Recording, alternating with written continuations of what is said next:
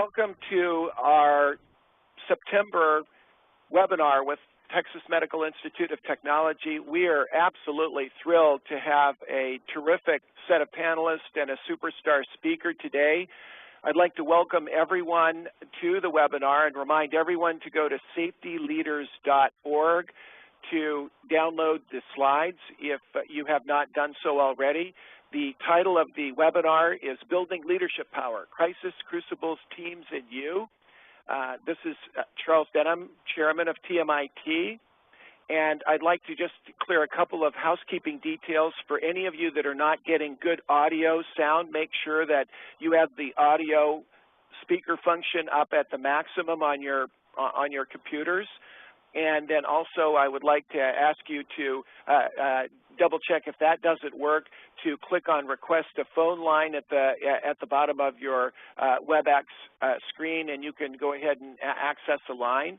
I'm moving now to slide 4, safetyleaders.org, www.safetyleaders.org, and if you click up in the upcoming events section in the upper right-hand side of the landing page, you can then click through to where Bill George has his picture and the cover of his book, True North Groups. You can click through to his website for more information, and an audio version of this presentation with the slides will be up within 2 business days, and a Word searchable Word document will also be up so that you can go back to quotes that you hear from Bill and the other speakers. Also, I'm moving now to slide 6. If you wish to go and follow us on Twitter, we have Reggie Holiday tweeting today and a number of other folks, and you can go to Twitter and Facebook to go ahead and respond and monitor what we are presenting today. I'm on slide 7. Our mission at TMIT is to save lives, save money, and build value in the communities we serve. We know that leadership is absolutely vital in that endeavor, and as a result, on slide 8, we have a wonderful set of speakers today. Bill George will be our lead speaker. Mike Williams, Dr. Mike Williams from Hill Country Memorial Hospital, and myself will both do 5 minutes. We have Regina Holiday, who will be opening us in just a few short seconds as our patient champion, who is a wonderful leader in the field of social media and driving and championing the health information technology adoption. We have Soren Larson, who is the president of Lego Corporation, Jim Wettrich, who is the president of one of our global device companies in healthcare, Christy Wendell, a consultant and also a member of our team that has been a team of following the True North process with Bill, and Phil Gulliver, who may be with us. He's calling in from Brussels. On slide 9, we're on our disclosure statement, which you may read. I won't go through it in detail, but you'll see the financial relationships, and no product, service, or technology will be discussed in this leadership presentation. And slide 10, also a certification regarding grantors. So what I'd like to do is turn over the microphone for a 1-minute sort of open from Regina Holiday. We take very seriously the fact that this is all about patients. It begins with patients, ends with patients, is all about patients. Regina, would you please open us? Hi, everyone. It's so good to be here again today and just be part of all of this. As a patient speaker and as a patient myself and a mother, I'm so excited to hear more what Bill George has to say about True North Groups, and I'm excited to tweet about it today under that hashtag. And this is just an amazing moment because people in life often think that they can't control their destiny, they can't work together, they're not that important, especially patients. You feel like they're oftentimes the bottom rung as far as control within their life. And what Bill George is talking about allows for people to really grasp the reins to what they can do themselves and how powerful just the average individual can be. And so this is just an amazing thing to be part of. Thank you, Regina.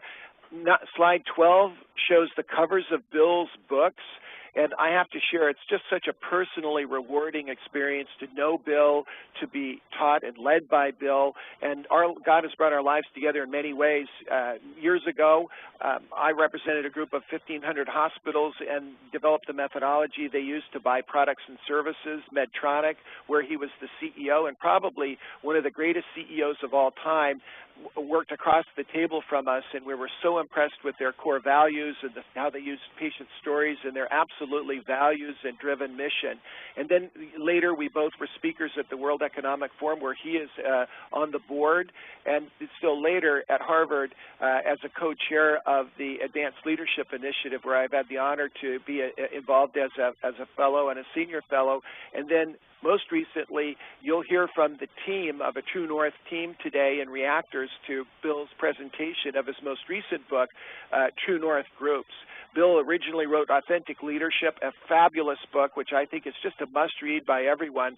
The True North book and the Reader's Guide and the guide that we used in our True North teams was fabulous. And then he also wrote a book that is very apropos for where we are today, and 7 Lessons for Leading in Crisis. His most recent book is just released and is available. And Bill, with that introduction, please take it away. Oh, and I'd like to add one more thing.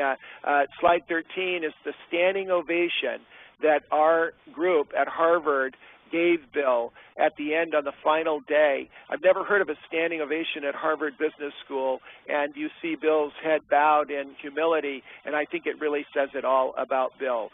Bill, please guide us through your new principles in your new book. Thank you very much. And Regina, I particularly appreciate you presenting the patient's perspective, because let me just start with a personal story. I've had 2 groups in my life that have been extremely important. A men's group, a True North group that was formed back in 1975, and then a couples group that we formed in 1983, my wife and I and 3 other couples. And we faced a number of traumatic things over the years, but one of the most traumatic is when Penny was diagnosed with breast cancer in 1996. And it was a scary time, because she'd had a number of friends die of breast cancer, didn't know, was it going to recur, is she going to get through it, went through and had a mastectomy, went into the ravages of chemotherapy, and I struggle with it too, because earlier in my life both my mother and fiance had died of cancer, and I went into what you would call denial. And of course I didn't know that at the time, and I was giving her all this data that showed that she was going to be just fine. And she said, look, don't give me your statistics. She said, with me it's 100 or 0. So I went to a men's group and talked about this, and they were able to see and help me link back to the earlier events of my life to see that I really was in denial about it, and I was able to go home and talk to Penny about that. And all my life I thought of myself as a leader, in this case, and a fixer of problems, and this is a problem I couldn't fix. And so but she didn't want that. All she wanted to be there was provide the emotional support she wanted during this difficult time. And our couples group, when Penny had her surgery at Abbott Northwestern Hospital, we were all sitting in a room directly below the surgical suite. The other 6 members of our couples group and me and I were there while Penny went through the surgery, and it was a tremendous support. So you never know when you're going to have tough times like this in your life. At the time this happened to us, we were both riding high and everything was going well at Medtronic, and then boom. And fortunately, she's done very well the last 15 years, and her health is great. And she used this to transform her life. And I think having a group like this in her life really encouraged her to do that. So just with that as a little preface, I want to talk a little bit about kind of background and how we got into problems. We have a real leadership crisis, and nowhere is it more poignant in healthcare. But I look at the last 10 years as leadership's lost decade. Early in the decade, we had the dot-com crash, we had Enron, WorldCom, we had over 100 companies jiggering their accounting. And then we came back, we thought things were fine, and all of a sudden we had the global financial meltdown, and the whole financial market bottom fell out from under us, and all these firms either went bankrupt or got sold, like Merrill Lynch and AIG. It wasn't just Lehman Brothers, Citigroup. But the real consequence of that is there's been an enormous loss of trust in leaders for 10 years now. Back in, it's hard to recall, but only 10 years ago, leaders, particularly in business, were thought of as rock stars, and now we're now we're bums. Now, it is true that medical leaders are still very highly rated, along with the military and all the surveys done at the Kennedy School at Harvard and other places. But when you lose trust, it's very hard to regain. And healthcare has not been immune from this. We saw what happened with Rick Scott, who, by the way, is now governor of Florida, at Columbia HCA, and the corruption there that led to a $2 billion fine by the government. Tenet Healthcare, United Health Group. I mean, these are major institutions with tens of thousands of employees in some cases, and they really lost trust. And I think when you look at healthcare today, I think the game of the work has become so much more complex. The rules are constantly changing. We're continually asking people to do more for less. People used to say doctors are highly paid back in the early 90s. Well, I could never say that now. You know, people are having to do an awful lot for not very much. So there's a lot of system instability. The regulations and paperwork, you think something good is for help patients come along like HIPAA, and it turns out to be more negative than positive. Reimbursement's very hard to get for people, particularly for things that may help you heal. And we have an awful lot of demoralized healthcare workers. Doctors are demoralized, nurses are, and many technicians, many people in healthcare. It's not fair. And there are unionization challenges. And frankly, in my opinion, we have a shortage of healthcare leaders outside academic medical centers with clinical experience. And many healthcare leaders, unfortunately, have come from a command and control mentality where it's tops-down leadership, and they get so tied up in the frustrations they're facing or the challenge they're facing, they're not down in the operating rooms, they're not wandering the floors. Back in my Medtronic days, I'm not bragging, just the reality was I didn't know anything about healthcare or medicine when I joined Medtronic, and so I went out and saw between 700 and 1,000 procedures where I actually gowned up and put on the greens and went in and saw what it's like and learned from some of the finest doctors and teams and nurses in institutions in the world, in the United States and obviously, but you know, in places like Japan, China, South Africa, Greece, all over Europe. So I learned a lot. I think we have a real challenge today in developing the right healthcare leaders for the future. And I think one of the issues I see with my own son and daughter-in-law, both have tremendous leadership potential. Both are doctors at UCSF. And they're so busy. My son's working 85 hours a week. He didn't have time to be in a leadership role. He just got his first official one as chief resident at San Francisco General. But, you know, and he's already in his mid-30s. But we do need to have early leadership experience. And I think we need to have leadership development programs. You can say we don't have time for this, all the other things we're doing. But actually, we need this. If we're going to develop ourselves as great leaders, it's no different than becoming a great musician or a great athlete. You have to practice your trade, but you also need to really think about your leadership. And I think what's really needed is having authentic leaders, not just at the top, not just a few great leaders at the top. I think we need thousands of leaders throughout the system at all levels, because healthcare, to me, basically starts with the 3 feet between the physician, the nurse, the doctor, and the patient. I'll never forget the time that my wife was in for a hysterectomy, and the last night of a 4-day stay, the woman who was actually cleaning her room, probably the lowest on the totem pole pay-wise, came into her room and said, "Mrs. George, I just want to tell you what an honor it's been and a privilege to serve you. I won't be here tomorrow. It's my day off, and I just want to thank you." Well, can you imagine that? You know, I mean, that was the most empowering thing Penny had, and it was very helpful to her healing. So, but I think there is a need for all healthcare leaders to have a deep understanding of clinical aspects of healthcare.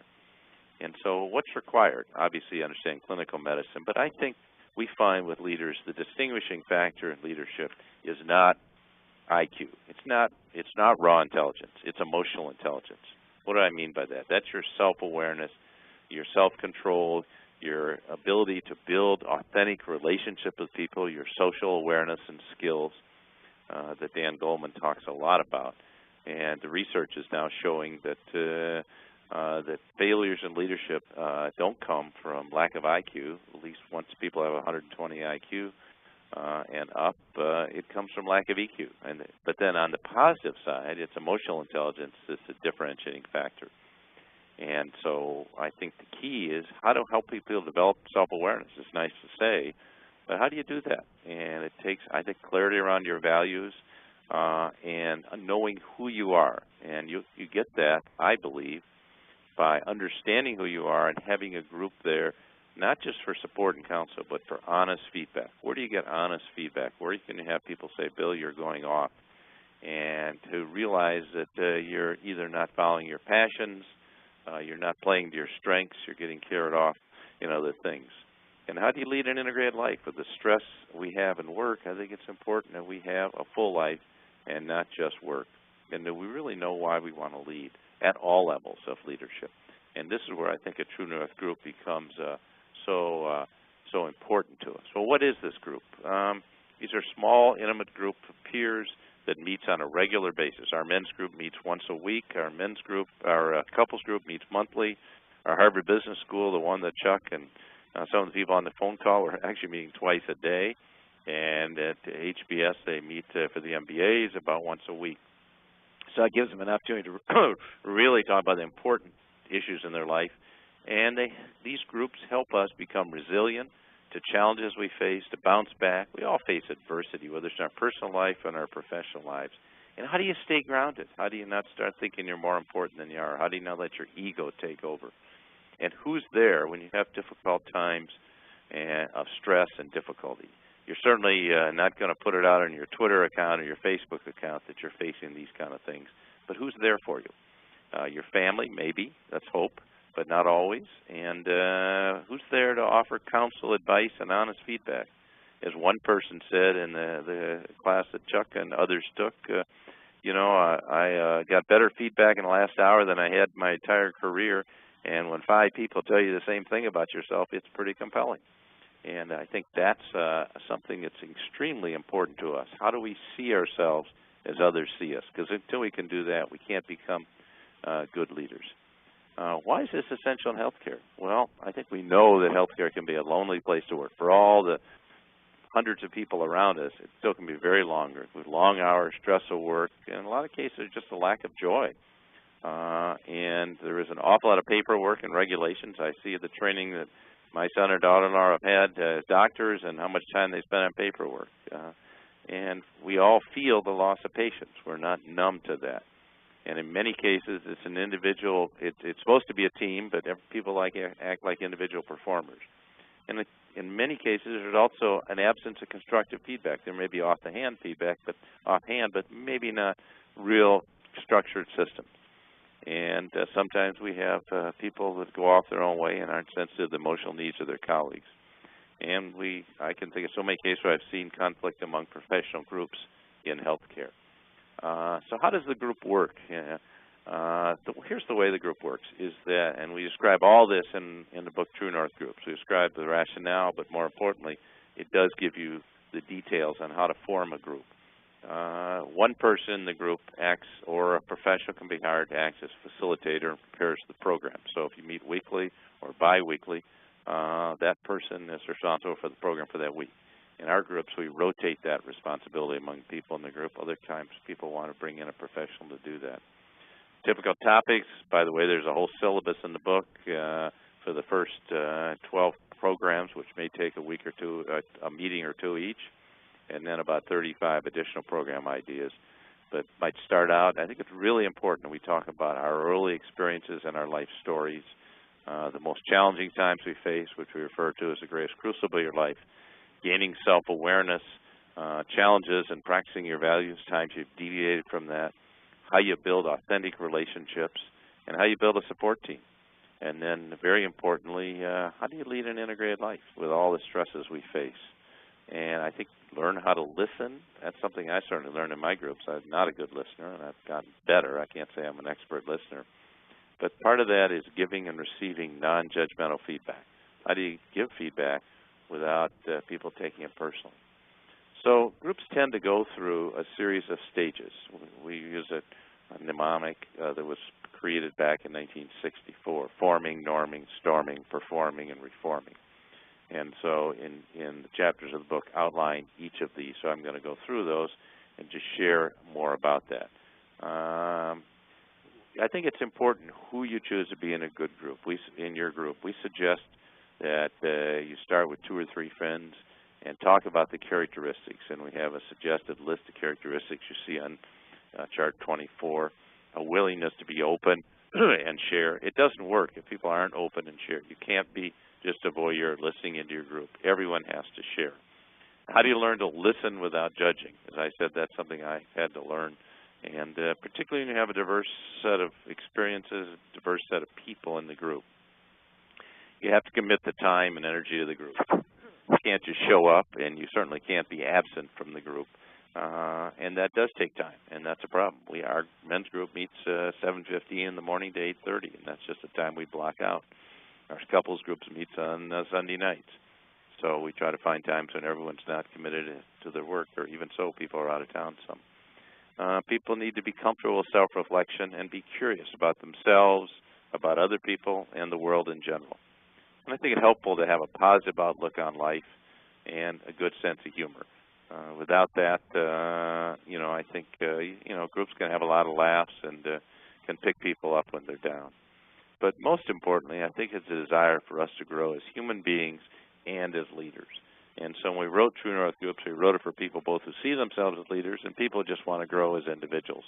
But we still, whether we're individuals or formally leaders, we're all leading, and we're all build those kind of relationships. And then finally, I think it's extremely important we have respect for others with diverse experiences. Healthcare is an extraordinarily diverse field, all the institutions I've been in. And a key to making it work is respecting people of different cultures, different religions, different genders, different sexual preference. These are very, very important to be effective as a leader. And short of that, it's hard to build a strong relationships. So I'll be glad to take questions on any of this. I'm going a little fast through this material check because I want to make sure that we have a chance to have enough time for questions, and you've got a lot of the people coming in. One of the things we recommend, and we actually insist on this, of course, at Harvard, and is that the group agree on a set of norms. And we actually have, we've had 1,500 students and executives, members of the World Economic Forum, and executive education is now at Harvard go through these programs. Other institutions have adopted them as well, New York University, Georgia Tech, and others. And this is very similar to what the Young Presidents Organization does and what they call the forum, the mastermind groups. But the key is you've got to have a set of norms everyone signs onto, and I think it's helpful to sign. We've got to sign an actual agreement. We have a sample members contract in the book, and I think it's important to actually commit to that, because short of having a commitment to confidentiality and to holding confidences, people are not going to be truly open. And there has to come into it. We recommend strongly people come into it with the philosophy, I trust you, and I know that you'll treat what I say confidentially. And then the other two I've mentioned, respecting personal differences and being able to listen, not judge, non-judgmentally. So much of our life in society is kind of lonely because people are making judgments about us, and we may be criticized or attacked, and we feel like we go in a large organization, we've got to put on the armor to protect ourselves. And in these groups, a place where you can let your hair down, so to speak, and really be open and be who you are. And in my view, that's how we become fully human, fully alive, and that's the only way we become great leaders, if we can be real. And the key part of it is within the group is giving and receiving constructive feedback. So it's a two-way street. And everything in these groups, they're not just there to support you. It's got to be a two-way street between the members of the group. Groups inevitably reach some difficulties. It's just the nature of all groups.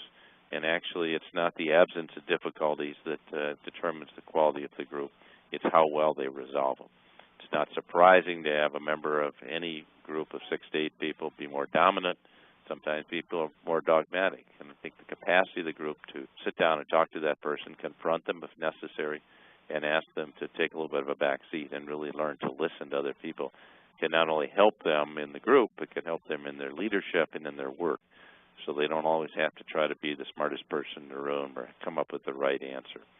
Another conflict is lack of openness or sharing. I share a case from my Harvard Business School class when one person clammed up and didn't talk, and a couple of the women in the group just stopped coming because they they didn't want to be viewed by him listening to what they had to say, but then not participating. And we got them all together, and they got it back together and became a strong group.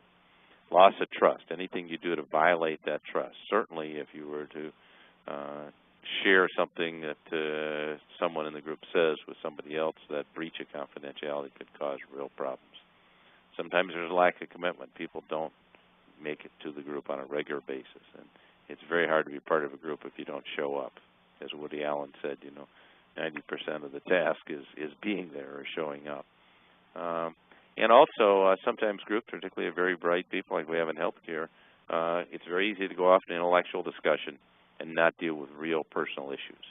And we believe that's absolutely critical to what people do, that you've got to move beyond the intellectual discussion. As the famous Buddhist monk or priest said, Thich Nhat Hanh said, the longest journey you'll ever take is the 18 inches from your head to your heart.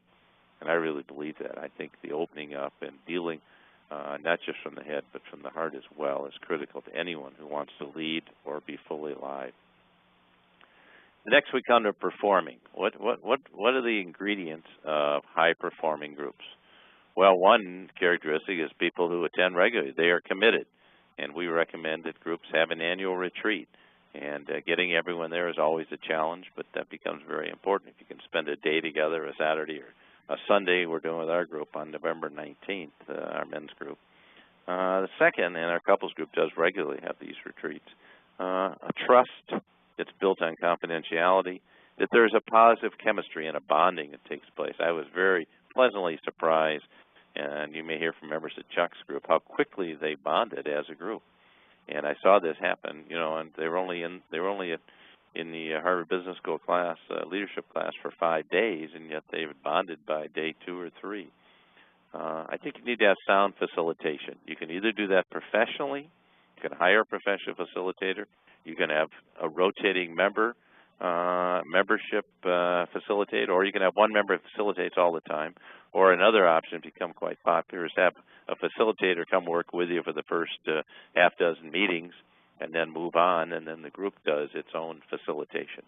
Facilitation is an art, so we do have a lot of help in the book about how to facilitate small groups. And we know we work on teams, so but doing that well is challenging. And then having meaningful discussion topics. I think if it drifts off into discussion about social issues or current events or politics, the group will not be meaningful. I think there has to be some rigor in talking about things that are really important to you, and the group needs to do a regular assessment to say, am I getting what I want out of this group? And there are things I want to talk about that I don't feel comfortable putting on the table, or we're spending too much time talking about social things or arguing about leadership of our institution or of the President of the United States, and we need to get back to talking about things where we can have an impact and we can do a difference. So I think it's important in groups on a regular basis to assess their process and how it's going. And then finally, in fact, my co-author in our men's group, Doug Baker, has been the one that always kind of calls the question and says, let's get together and talk about this. And he's our process expert, much more than I am. And then finally, one of the best places to do these assessments is an annual retreat where you can really bond and go off and have a little fun together, but you can also have more time together than you can have during the workday. So finally, of these 5 things, the forming, norming, storming, performing, and reforming, there may be times when you have to restructure your group. Maybe you need to bring in new blood. Maybe everyone's aging together. You need to bring in some younger blood. Maybe you have some people who want to change the purpose. Maybe some people left the group because they moved out of town. Or maybe something happens where you've really damaged the trust. Somebody feels like they weren't listened to. There is some form of breach of trust. And when you have that, that really needs to be rethought. And maybe the group has to be restructured, and maybe even a member has to be asked to depart. My wife's group went through that, where a woman who had breached the trust of the group in her relationships outside the group and not telling the truth about those, they actually had to confront her and ask her to leave. And sometimes groups will get too big. We know some groups of 20 people, and they probably need to split into two. But then each of those two needs to talk about where do we want to focus and how do we rebuild, and make sure that when new people come into the group, they share their life stories or crucibles, so everyone's on the same page and knowing who we are, or else we can't really help each other. Well, in conclusion, we believe that True North groups can have a very positive impact on healthcare, can really strengthen the environment of healthcare in a much more positive way, a much more positive work environment, help relieve a lot of the stress. If you believe or you share with me my philosophy that leadership is not about command and control leaders acting tops down, but we need top-flight leaders at every level, even people that don't have leadership titles, and people that can bring people together in all aspects, all the specialties, you know, whether they're nurses, doctors, technicians, laboratory workers, people that are working in cleaning the rooms. That's the one moment I mentioned. If we can create leaders in all those groups that feel the mission and passion and the values of the organization and carry that and bring people in, and when new people come in, they bring them into this. And if people can find a True North group in their life to work with, either in the workplace or outside the workplace, then I think it can become a great place to go to have a very, to resolve stressful situation, resolve an ethical dilemma. We do face those in healthcare all the time, to try to build a strong team and to ensure that teams know each other well enough and trust each other well enough to work together. And so much in our society today, there's no place you can go for having an honest conversation.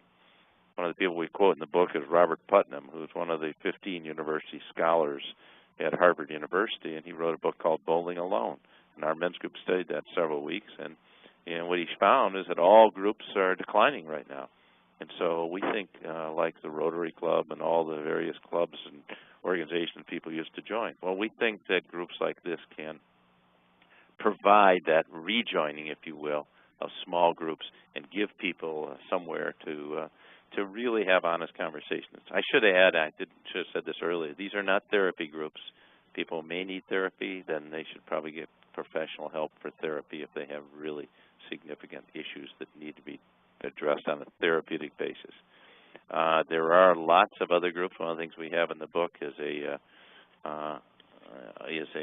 you will, a pyramid of organizations and in terms of degree of openness and intimacy. And the one thing about True North groups that makes them different from a prayer group, from a cooking group, from a 12-step group that's often used with people with various forms of dependencies is the fact that there's no affinity required. People don't have to have had any certain characteristics, and that they are focusing on sharing of personal issues with a high level of intimacy and openness. And it's not that everyone's in the same place. I mean, for people with various healthcare issues, there are lots of support groups, or people who have lost a loved one, there are grief groups, and these are very fine groups, just as the AA model, which we've studied so carefully and learned so much from, is an outstanding model. But they tend to be more groups that have a certain affinity around a particular area of interest. And True North groups, the only interest here is to grow as a human being and to grow as leaders, either or both. And I think, to me, the two are not all that different, because people who are fully self-aware and self-actualized as human beings are going to tend to be much better leaders than those who don't really understand themselves well and are trying to impress you with what they are, not who they are. And these groups are all about how do you develop who you are and feel comfortable in your own skin and willingness to accept your own weaknesses so you can play to your strengths. So as Chuck was so kind to mention, this book, True North Groups, came out just about 10 days ago, and we're very excited about the book. It's available on Amazon.com. I'm not trying to make it as a book promotion, but if you want to get it, Amazon has it, Barnes & Noble does, and other leading bookstores, and probably other online sites as well. There have been a number of articles out recently talking about True North groups, and Fortune had one out yesterday, Forbes had one out a 2 weeks ago, I think, and Harvard Business Review had one out on Tuesday of this week. and I published a couple articles in Harvard Business School Working Knowledge and elsewhere. So a lot of things coming out to talk about these groups and how important they are, and lots of interest picking up. Some people feel it's an idea ahead of its time. I think with the number of we've had go through groups, we think it's an idea whose time has come, and particularly we think that this could have a very positive and salutary impact on leadership. So Chuck, with that, I'll wrap up and turn it back to you, if I may. Great, thank you, Bill. Our goal now is to really be able, and Carl, if you could turn over advancement to me, we'll take a couple of minutes, about 5 minutes each for Dr. Williams and I, and apply some of the concepts and give the audience some real-life experience as to how some of the principles of Bill's work in the True North Authentic Leadership space can be applied directly to what we're required to do in healthcare.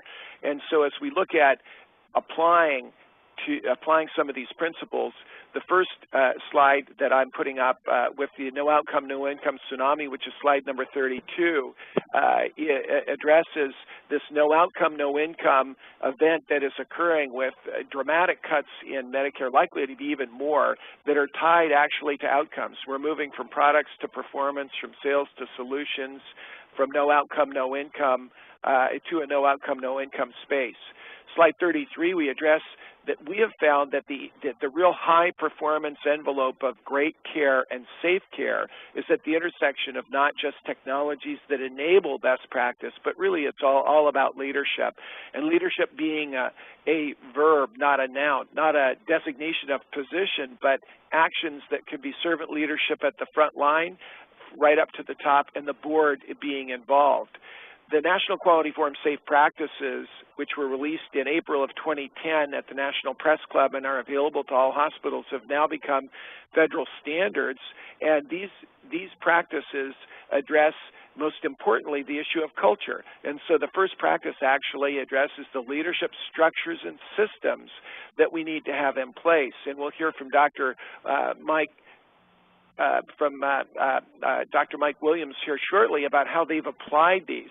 But the specifications actually address that governance boards must be addressing the identification and mitigation of risk and hazards and be measuring the culture of the organization. Now, specifically, and what Bill has really shared with us and taught us in his books and actually applied in the True North teams, is really addressing the values that we develop through our crucibles, through those tough times in our lives, and how we take the values that are on the wall. And as Ann Rhodes would say, the co-founder of JetBlue and leader of Southwest Airlines People Systems, that the values really have to jump off of the wall, and that if values were genes and behaviors were traits, that the traits that we need to really exhibit must be confirmed through those values. And so the issue of the True North teams could really apply to a board, to the C-suite, the CEO and the leadership team, to vice presidents, and even as importantly, or maybe more importantly,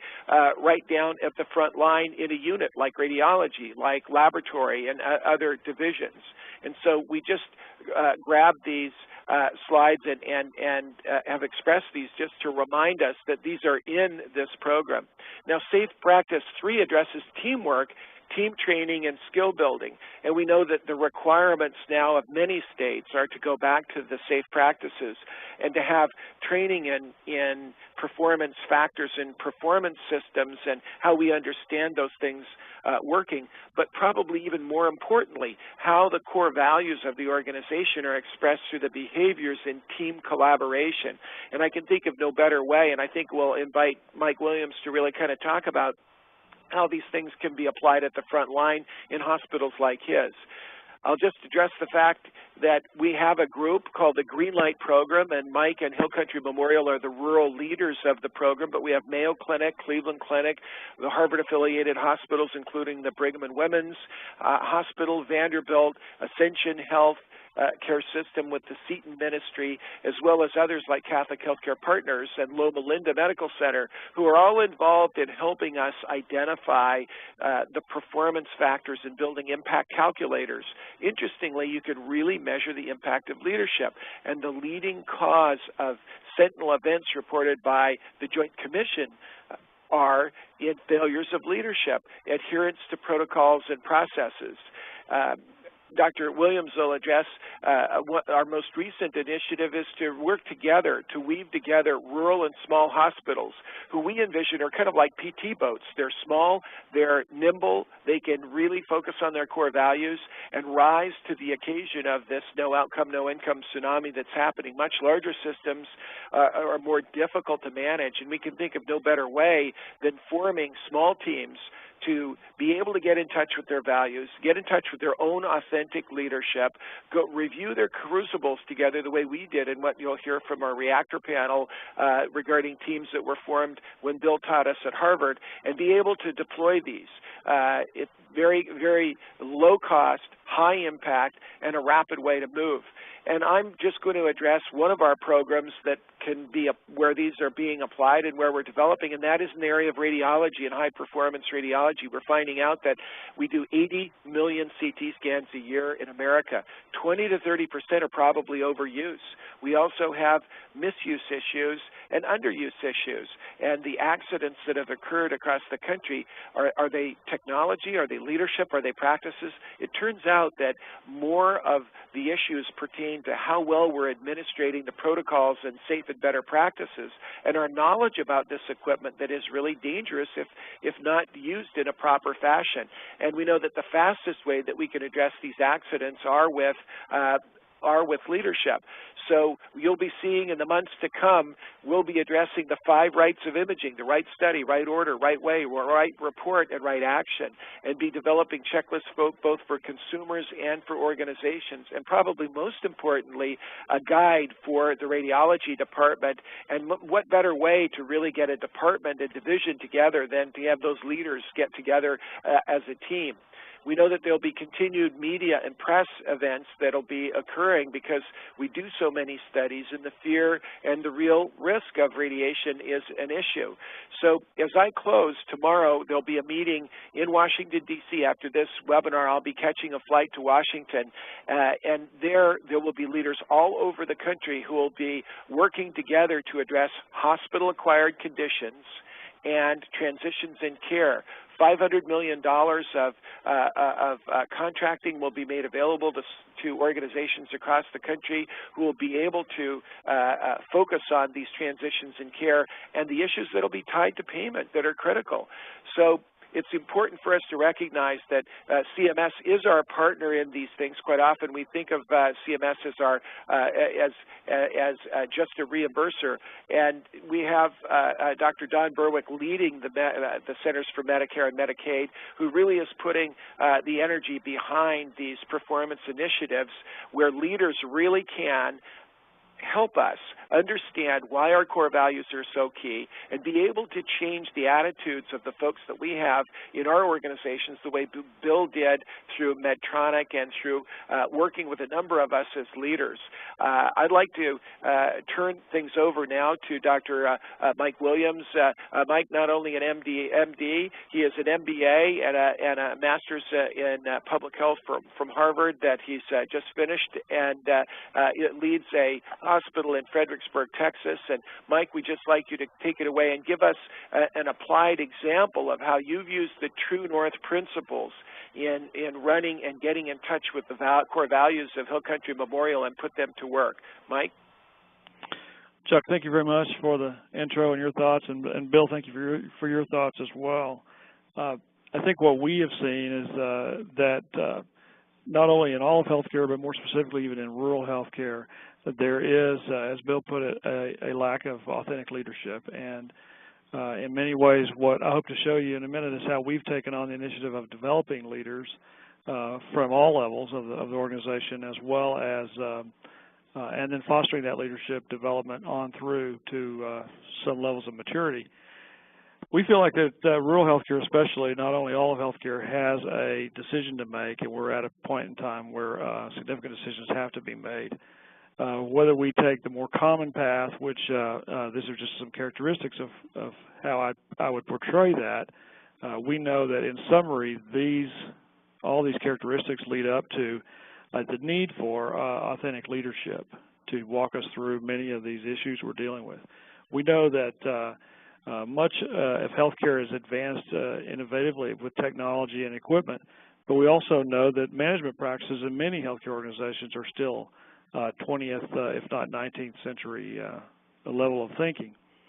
We also know that there are leaders, and then there are those that lead, and we try to make that distinction in part of our training to really work with people to become those that lead and not just hold the position or the perceived position.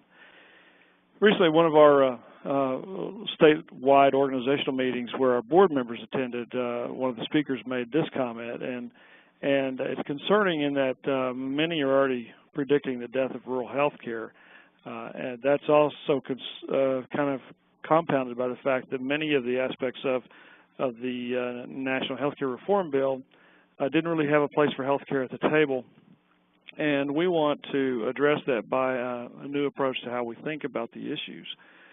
I've identified by my interactions with a lot of hospital leaders working through some of these issues that there seem to be some common actions that many of those leaders are taking. One of the most common one that I see is they, if you'll pardon the sports analogy, they fall on the ball every play. Every single play they fall on the ball, and it's all about protecting the revenue ball. And because the fear is if you pick up the ball and run with it, there's also a chance you could fumble. The concern is, though, that we're in fourth down mode now, and there's really no time to fall on the ball. We need leaders who will pick up the ball and move it forward. Another common action we see is chasing what I call reimbursement moves that are hard to pin down, and some of my neighbors will open new service lines based on new reimbursement levels, only to find out that the reimbursement changes very quickly in the next few years after that. So we will look for something more long-standing. Another one is just to dig in and hope that this is going to go away or somehow we'll survive it if we just don't change anything we're doing. And again, this is one more example of the need for leaders. Fourth one is basically let's just act like nothing's happening and go about what we've been doing forever. And in healthcare, this is extremely prevalent, unfortunately. Now there's many pressures, extrinsic pressures, that are going to, I think, force us to have to come out of this model. And then lastly, from a rural perspective, it's easier just maybe to look for an alternative big brother to take us over and hopefully make our life somewhat easier. So the consistency here is that we need, and the consistent pattern I'm trying to make here is that we desperately need leaders like Bill described, and I think in a road less traveled, leaders will take us through many of these characteristics, which involve a new way of managing in healthcare, as well as a much more of a focus on the patients than the providers. So we see that the crisis has been identified, and we know that healthcare has been rewarded for many years for failing, but yet they still got reimbursed for failures. And we want to see that changed. We know, as Bill said, a lot of the leaders are clear about how and what they do, but very few of the leaders know why they do it. And Bill spoke about knowing your purpose, and I absolutely want to echo that. You have to know your purpose, you have to know your why, and you have to know it with passion. And when Martin Luther King had the 1963 March on Washington, we know that he gave a very important speech there, and that speech was not, I have a plan, it was, I have a dream. And I think you work from your purpose, your passion, and your why first, and then you explain the how and the what later. We took Bill's work some time back to develop our own leadership program through what we call the Golden Compass program. We had our teams read True North.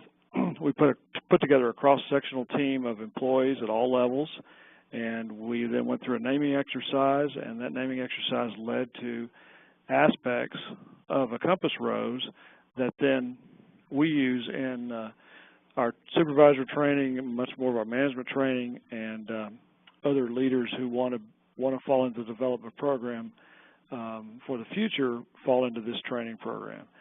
They also had a hand in developing the curriculum as well, and we found to be the structure to really be helpful.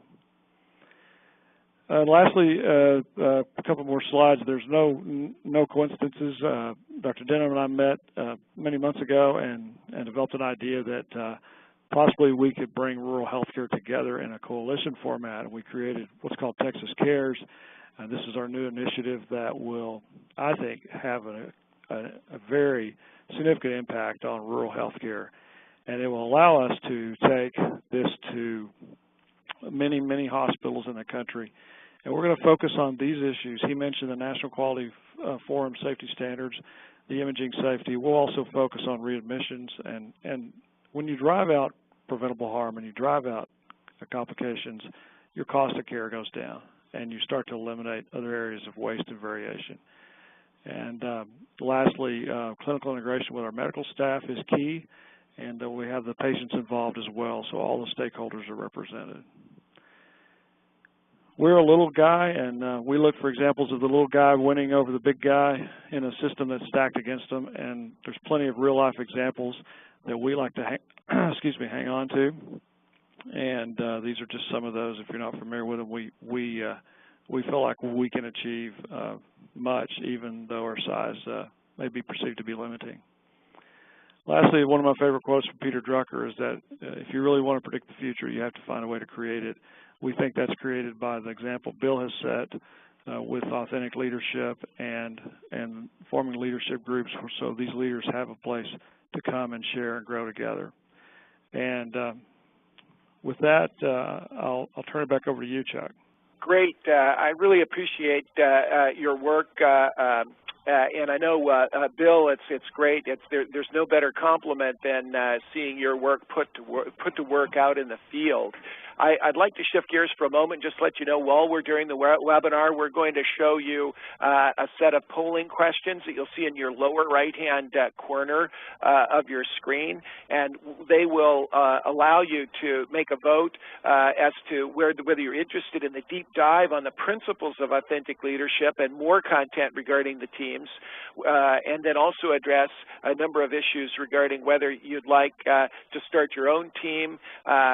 Do you think that you're interested in the imaging issue, high-performance imaging collaborative that we're developing, and then this America Cares, which is really Texas Cares, California Cares, and a number of rural initiatives that we're undertaking to really help the small and rural hospitals develop. And so we'd like to have you answer those polling questions, which will be available in the right lower-hand corner of the screen. While we allow you to do that, we'd like to actually hear from reactors, and these are senior executives and leaders of global organizations who were on my team. I was privileged to be one of the members of this, one of the teams that actually went through the True North book, became one of these teams over in a very intense 5 to 6 day period, and then we've held our team together with some collaborative dialogue. So what I'd like to do is first invite Søren Larsen to speak, who is the president of Lego Corporation, and we all laugh when we talk with him because Søren is probably one of the #1 expenditures that we all have that have young kids. I have a 5-year-old and definitely at Legoland and the Lego stores, and he gives us some great insights. Kyle, would you please roll the tape? He is on an international trip and we had to record his comments. Søren, tell us about your development as a leader at Lego, how your development process took over the years. Right. I think, I don't think my leadership development has been fundamentally different to a lot of other, people with, you could say, maybe 2 exceptions. One, I've spent now close to 25 years in the same company in very diverse types of roles and in a company that is extremely value-based. And of course, that has an influence on my development as a leader, hence the reason why I mention it. I think if I look at the big picture of my leadership development, it comes from a situation where it was very, you can say, initially very task-focused, very objective-focused, through a process where it has become, you can say, much more people-focused, much more value-based, as I mentioned before, and probably right now tying very well to some of the aspects of authentic leadership, going much more towards, passion and giving back to society in my face. These are things that, when I was 5 years back, they wouldn't even hit my agenda. And now, obviously, they hit my agenda in a much more prevalent way than before. Now, as you look back, how would you describe the experience participating on such a team? It was, for me, a fantastic experience. The combination of the very high-powered faculty that clearly brought not only an academic approach to their plenum sessions, but also clearly a high degree of real-life experience was one very powerful component for me. Fantastic cases that I felt were almost chosen for me. I don't think we had one case during the course where I could not find a natural association to those courses. And then last, and probably most important, the ALDs, or the Advanced Leadership Development Teams, where we were together and where I had the pleasure to meet you, was just fantastic. That openness and trust that were created in those teams, where we had the opportunity to share our crucibles and really get close to each other and share points of views that would probably never been shared by some of us before, in terms of strengths and weaknesses, anywhere from personal to professional challenges. That combination of, you can say, strong academia, good practical experience, and then a very powerful interpersonal experience was just, for me, the reason why that week was the best week I've probably ever taken from a development point of view. It was really a wonderful opportunity, and that was one feature that surprised me. What were the other things, or were there things that really surprised you about the experience of working together on a team with other leaders? What were the surprises? I mean, it reinforces, and therefore maybe not a surprise, it reinforces the value of networking. It reinforces the value of meeting people with diverse backgrounds. And I think we were in a very diverse group, and that gave really a 360 experience on any problems that we were debating. It surprised me a lot, the level of openness and honesty that you were able to achieve in a group like this. I mean, we were literally, if not minutes, only a few hours into spending time together before we had an extremely open and honest dialogue, which of course was where the whole value lied. Had we been playing hide and seek, we could have gone through that week with a lot lower output than we did. So it really surprised me that people were willing to share as openly as they did, and that was extremely encouraging. But of course, also partly teed up by Bill, not the least, in a manner where he made it very clear that this is the way to get stuff out of this course. Yeah. Yes, his role modeling of humility really gave us a role model to follow, and that did make it a real joy. Now, as you look back, Søren, how has this impacted your life personally? We'll ask in a moment about your business life, but how did the experience of being on a team and sharing openly the way we did and self-examining examining our own story, how did it impact you personally? You know, there's two dimensions to this, or at least two dimensions that I would emphasize. One is, I think it has given me a higher degree of self-awareness. This idea of really pursuing one's crucible, which is not something that I had personally spent a lot of time on. You know, it's not that I don't reflect over my life, but really looking back at some of those tougher times in life, I think it given me a high degree of self-awareness. It has definitely changed my perspective on work-life balance, which is probably one where I had, a challenge in the sense that I was probably overemphasizing my work life and not enough on my private life, and it has fundamentally changed my perspective on that. And I think I'm better today trying to be a family man and at the same time be a hopefully successful executive. Those are some of the things that has really impacted me personally. And that is a wonderful surprise to all of us. Here, you're a leader of a toy company for children, and you had shared with us that the experience really opened up your eyes to spend more time with your kids, and so that was kind of a fun surprise. Now, as we spending more time, but also the quality of the time that I spent. I think it's the switching off the BlackBerry, so to say, conceptually at least, rather than just spending time. Because it's not that I don't spend time, but it's also how I spend time. Fantastic. Now, how did the experience impact how you lead at work in your business life? That's probably where I would say it's only impacted it marginally. It's reinforced some of the fundamental values that I think I have, had for quite a while as a leader.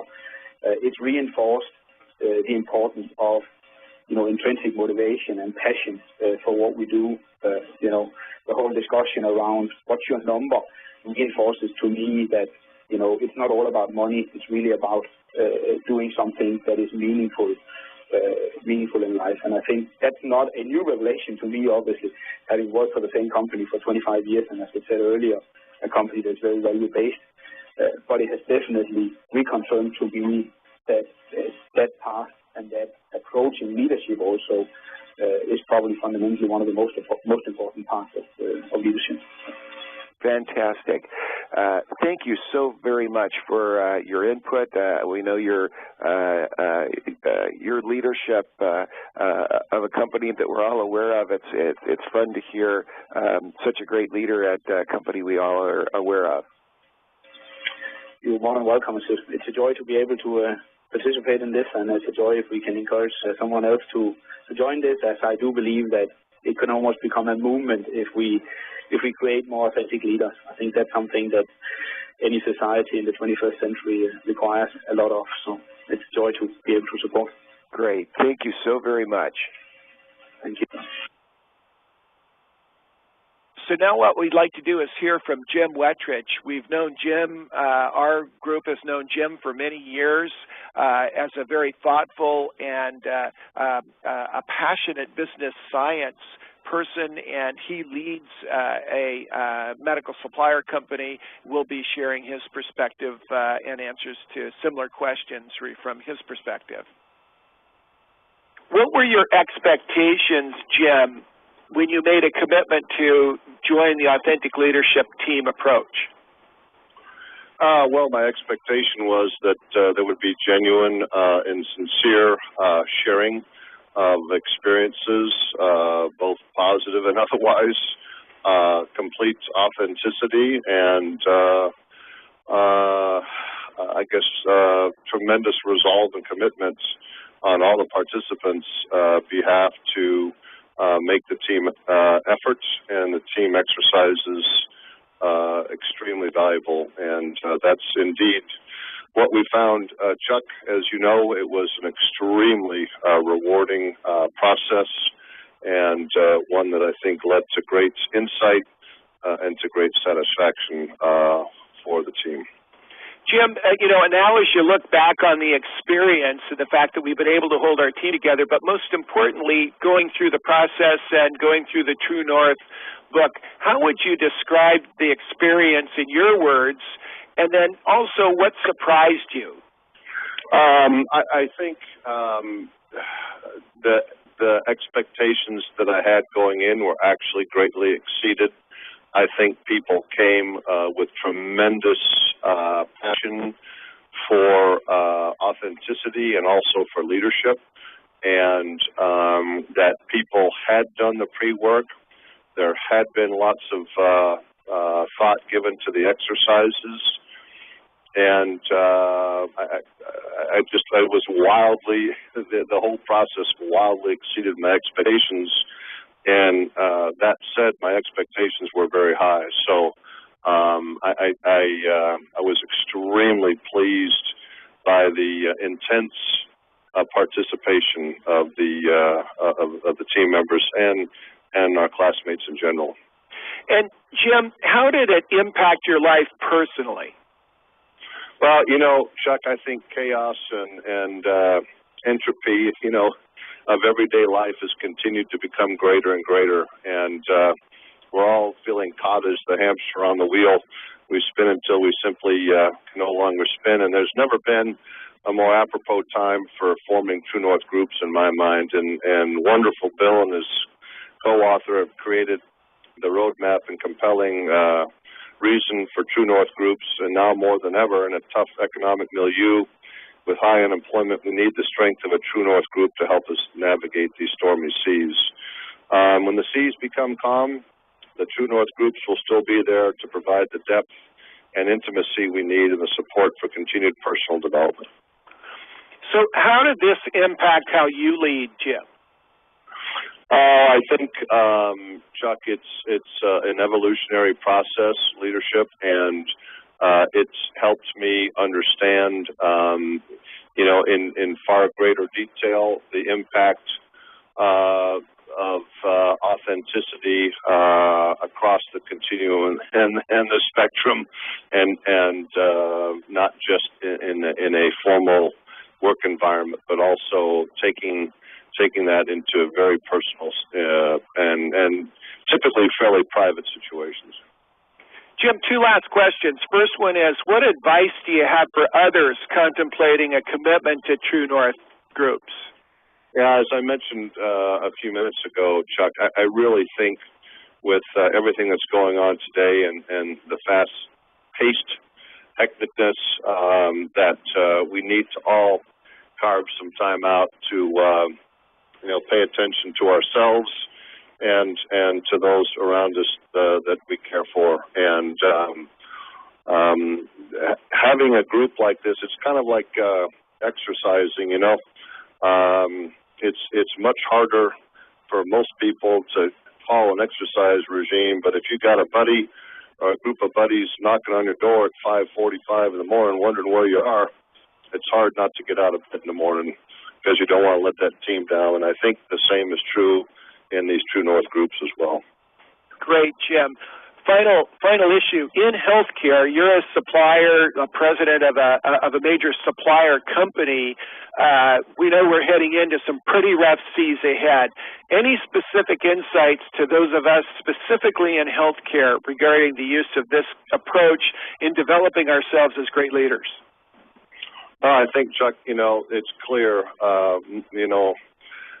going forward, we're going to need more and more and more and more close collaboration as we continue to address some of the significant issues that still confront our industry. And through these groups and through the program and the process, I really believe there's a great cauldron for building together much more cohesive organizations, teams, people, and the process, I think, will help really significantly increase the leadership capacities of those in our industry. And I'm very optimistic and very bullish about the potential for the whole process and what it could mean positively to the patients that ultimately we're taking care of. Jim, thank you very much. Terrific insights. You're such a well-read leader, and you really have command of a lot of what we all are out there reading about leadership in and through and about, and we just thank you so much, Jim. Appreciate it. Chuck, it's been an honor to be participating in the program, and I've got great respect for Bill and you and the others, and I appreciate the opportunity to be part of the program. Great. We'll now move to Christy Wendell, who's on the phone this moment. She is a CEO of GCW Consulting, and for more than 3 decades, she's worked for companies ranging from Fortune 50 companies to sole proprietorship. She's been a CEO. She brought lots of great experience to our True North team, and also has had enriching and challenging Crucible experiences in healthcare with her own family. Christy, do you want to react to and comment to what Bill and Mike and then our 2 other teammates have shared, and what you'd like to underscore or address, and then maybe address what surprised you about your personal experience? Christy? Well, thanks so much, Chuck, for the opportunity, and I appreciate everybody's participation today. I want to be sure to save plenty of time for the participant questions and answers, so I may be uncharacteristically a woman of few words here. But, you know, over the last 40 years, I've read just a ton of books and attended a lot of seminars on leadership, but I've never experienced the impact that I did with the Authentic Leadership Program.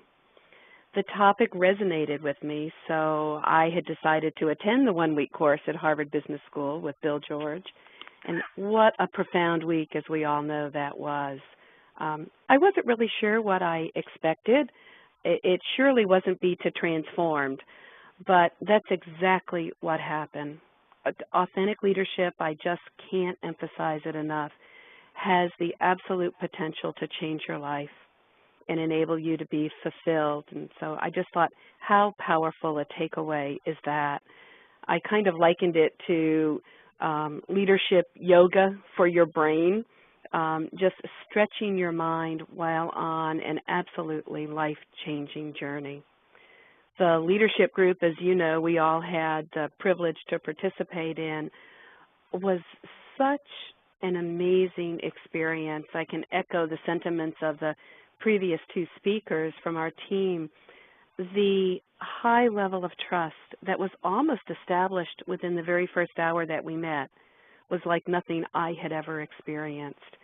You know, the collective wisdom of that group, the inclusiveness, simply having a safe place where very senior executives could share their experiences and their challenges and receive just brutally honest feedback was a rare opportunity.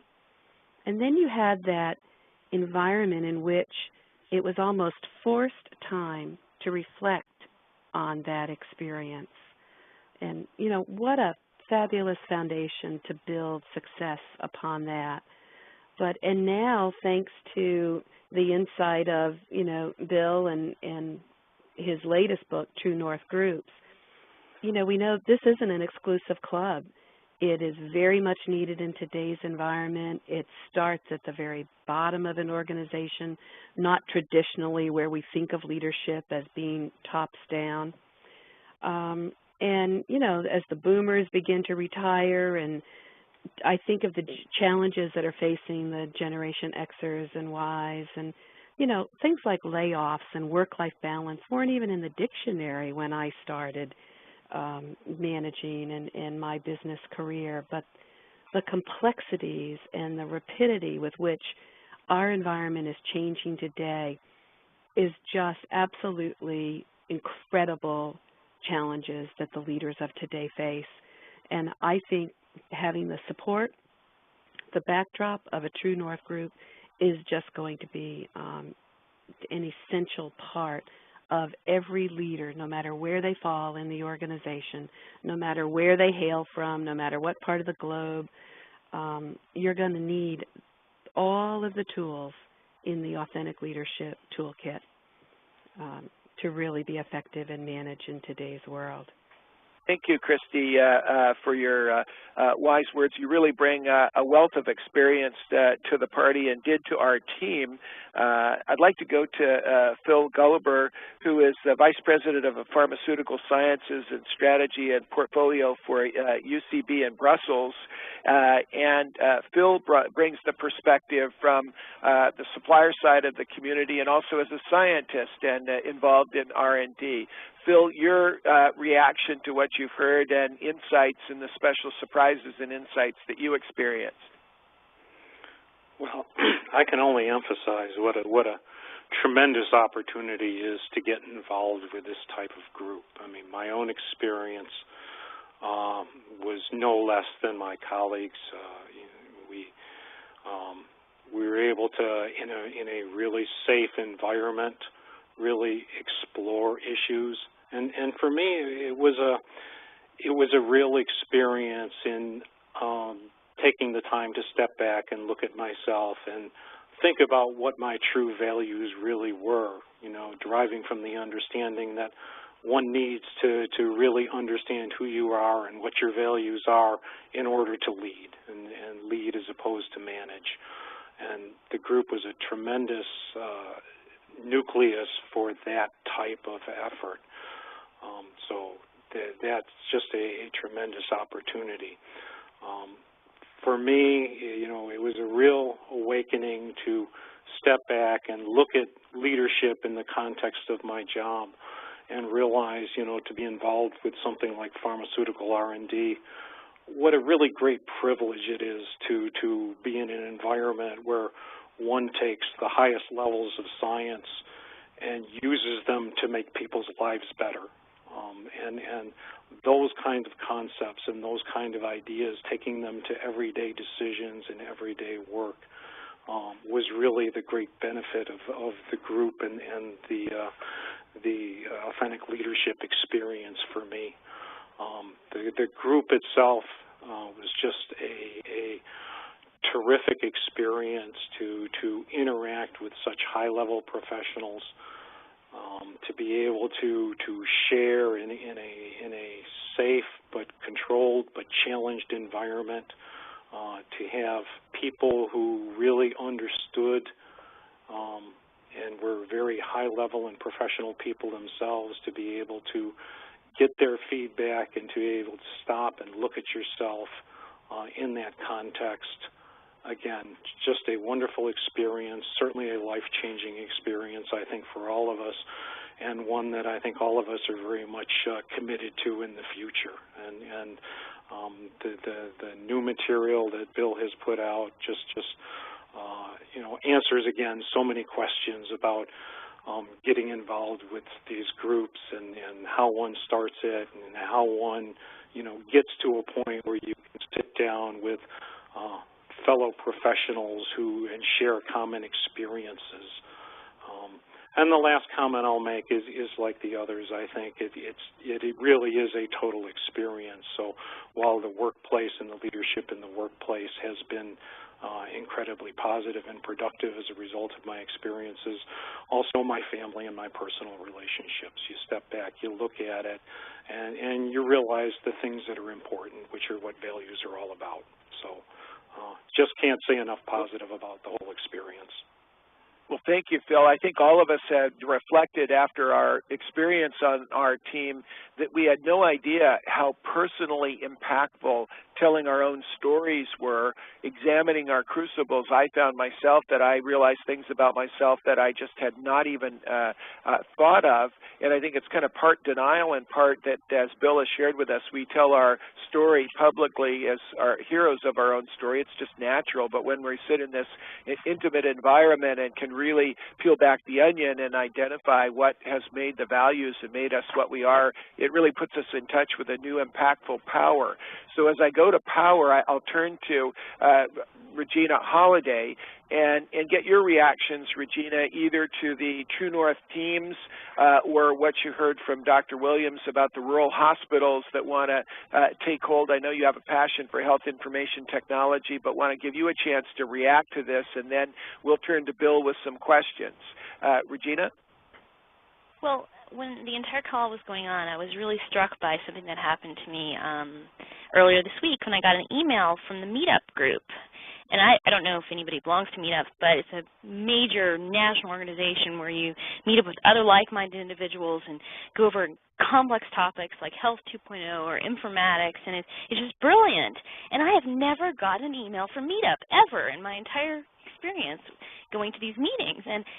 And why I got the email was because I didn't know this, but Meetup was founded and created because of September 11th. That was the point of Crucible. And the people who created that company thought, we have to get together. We have to form groups. We have to talk to people, like-minded individuals, and from that, create leadership and great thought. And so here's an entire organization trying to do that. And then I hear Bill George and what he's doing with the True North groups and see the exact same kind of beauty, giving that same kind of freedom to executives and regular people to realize, take those really hard experiences in your life and dedicate them to becoming the best that you possibly can be and free yourself from any negativity. And that applies to every aspect. It applies to people who work in the toy industry. It applies to rural health. It applies to us all.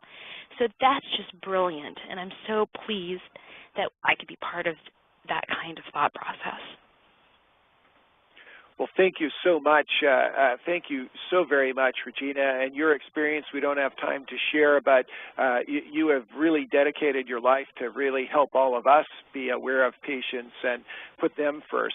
Bill, would you like to just react to your reactors? And then I've got some questions that have come in for us. Bill, just kind of open it up to you in some summary thoughts, and then we have a few questions, and we'll over the next 10 minutes, and then we'll finish on time. Well, first of all, Regina, I love your passion. Thank you for sharing with us. And I think one of the things we need to bring back to healthcare is passion in the workplace. It's there. We're dealing with human life every day. I certainly saw it in my 13 years at Medtronic. And to all of the members of your group, Chuck, I'm not only grateful, but I'm really kind of blown away with how important this group has been to a group of very mature senior executives in various walks of life. And, you know, how much can be done in such a short period of time, and the fact that you're keeping the group together and continuing to explore. And it gives me great encouragement that that people not only can form these groups or want to form them, but that they really will fulfill the lofty goals we have. So I just want to encourage everyone to really give serious consideration to this. First reaction is, I don't have time to do this. Well, in some ways, you don't have time not to do it, because these can be very important to your life and where you go with life. When we get so busy at work, as I often have in my career, you can kind of miss the forest for the trees. And I think this is a good chance to pull back at every meeting and take a look at the forest and look at our own lives in that context. So thank you, Chuck, for doing this. And I look forward to questions from the people online.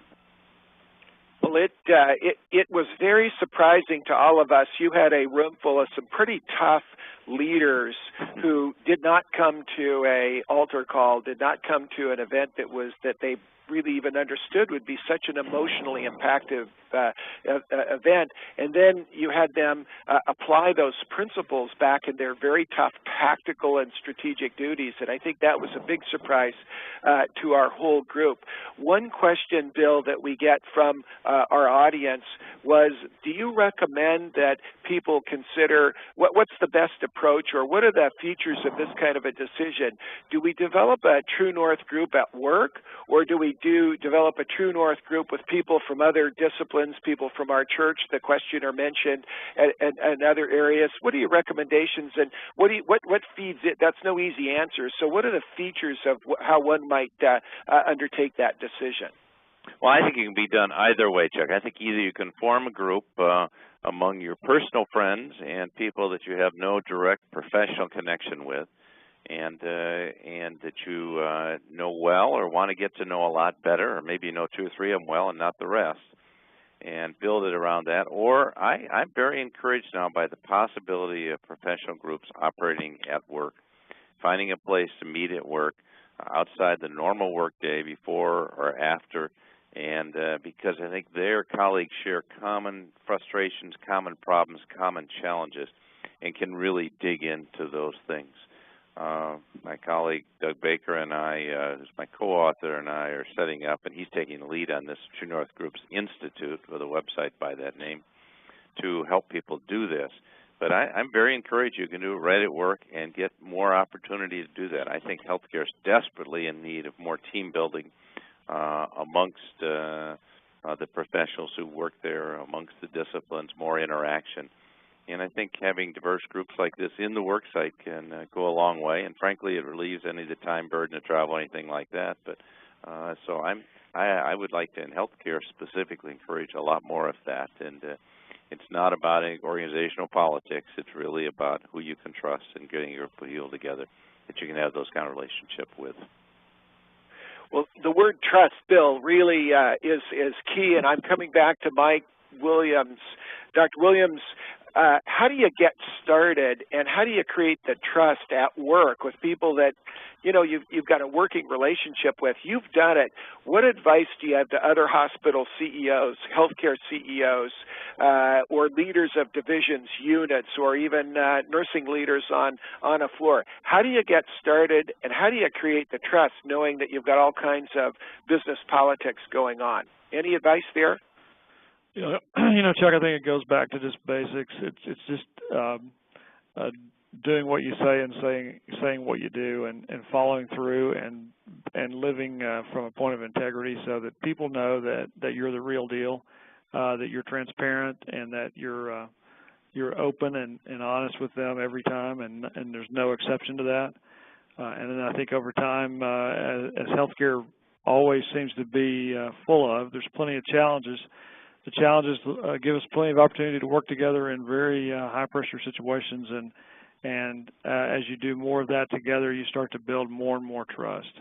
And as long as you absolutely keep that trust precious and protected and not let it get violated, it just continues to grow and grow. And any advice on doctors specifically? Getting, you know, do you think it's possible to get groups of doctors to kind of play ball here? It at first seems a little soft, but once you wade into it, you find out there's a real science to it. Absolutely. I think, you know, physicians are trained to, and I think selected for training, to be individual in their thinking, to be problem solvers, to not have to depend on anyone else. And I think they're facing a lot of challenges now where they're being forced to have to lean and depend on others. And I think that gives us an opportunity as healthcare leaders to create this environment of trust for them, and they desperately need it right now. Bill, I'm going to come back to you on an issue that's very close to you and your wife, your lovely wife, Penny's heart, and that is the issue of integrative care and really taking advantage of all the evidence-based care in the mind, body, spirit, bringing the mind, body, spirit together.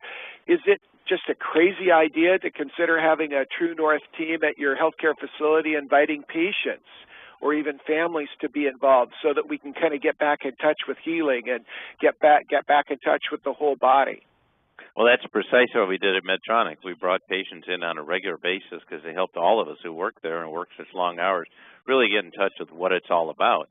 And just in listening, Chris, and just in listening to some of the passion of Regina, I think we learned so much. My wife's done a lot of work now as a patient, if you will, talking with groups and allowing the body's miraculous healing powers to actually take place, and not just filling the body up with lots of drugs. Of course we need drugs, but not just filling it up with that, but thinking there are a lot of other things we need to do. We need the sense of empowerment and belief we're going to heal. We need to get people working on their exercise schemes, their spiritual schemes, their dietary scheme. All those things are going to allow us to heal and not harm that. And I think that's true of all of us who work in healthcare too. It can be sometimes a lonely place and not a healing environment. And so I think the word healing applies not just to people who are sick, but to all of us who work in the environment, and how we can all be healthy. And I think that's something that True North groups can help bring people together. And that's why I'm so positive and optimistic about the use of these groups in healthcare. Regina, coming back to you. Reggie, you are championing a cause and working with a number of patient advocates and champion speakers, and we're putting together at TMIT and be launching very soon a portal for patient and family speaker members who would like to speak at hospitals. And we now have the Quality Improvement Organization movement now in every state and every zip code. There are nonprofit and for-profit companies that actually have to bring patients and families together with hospitals as part of their federal contract. And so this opportunity of having a portal for getting them together will be underway. Just explain a quick capsule of how many are out there and that there's real energy. And the second part of the two-part question is, do you think those patients and family members would like to be a part of a True North group of their local hospital? Oh, yes. Well, first, there's hundreds, I'd say thousands of patient speakers throughout the United States who would desperately love the opportunity to speak at hospitals and boards and medical facilities and conferences about their patient experience and the experience of other patients. And, you know, when it comes to the patient experience, you know, they are the CEO of their own life. You know, and they're the expert at their condition or the conditions of family members, and their opinions and what they've experienced and the crucible they have been through is so incredibly valuable as part of this conversation, and it's incredibly centering as well. It just changes the conversation so much when the patient comes to the table, when you let patients help within this situation. So that could change the dialogue throughout the United States, and I see why there's a lot of support within the industry for this, but also in groups like True North groups, that could be such a vital addition to the experience and just help the others in the group also see their own experiences they've had in their past and how that affects their life and their future condition. Well, thanks.